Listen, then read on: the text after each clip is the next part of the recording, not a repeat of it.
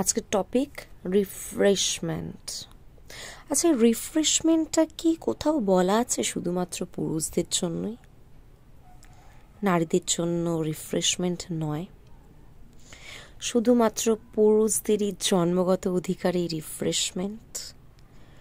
তারাই কেবলমাত্র এই রিফ্রেশমেন্টের ভাগিদার, অংশীদার, যাই বলুন না কেন। নারীদের এটা প্রাপ্যই নয়। এটা কি কোথাও বলা আছে? কারণ আমি প্রচুর মানুষ দেখেছি, শুধুমাত্র তারা ভাবে এটা শুধুমাত্র তাদের জন্যই প্রাপ্য।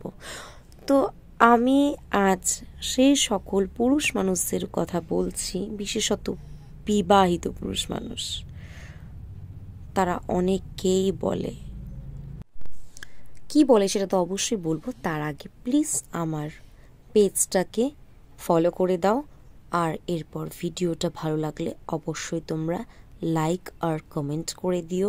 যাদের লাইফের সাথে এটা রিলেটেড, যে সমস্ত দিদিদের সাথে বা বোনদের সাথে, তারা অবশ্যই ছোট্ট করে একটা কমেন্ট করে দিও। তাহলে আমার বুঝতে সুবিধা হবে যে সত্যি এরকম কমপ্লিকেশন এর সাথে আমিও রিলেট করতে পারছি।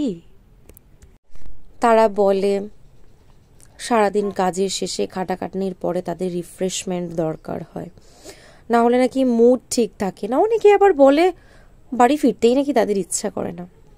তাদের একটা কথা বলে রাখি, এই যুগে কিন্তু মহিলাদের কিন্তু বন্ধুর কোনো অভাব হয় না।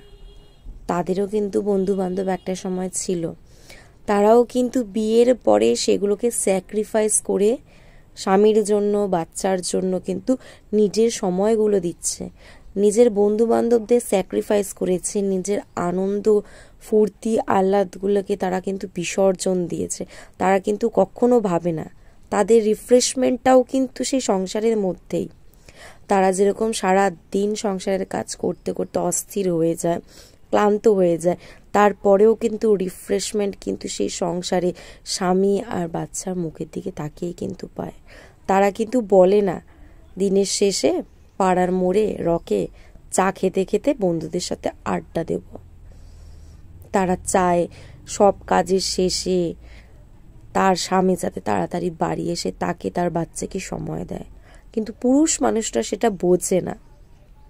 হাজার চাইলেও, হাজার বোঝালেও তারা বুঝবে না। এই মেয়েরা যদি সংসারের সব কাজ ছেড়ে দেয়, তারাও যদি চলে যায় প্রত্যেক দিন কাজের শেষে আড্ডা দিতে, কিরকম হবে ভাবুন তো? ভালো লাগবে আপনাদের? ভালো লাগবে না।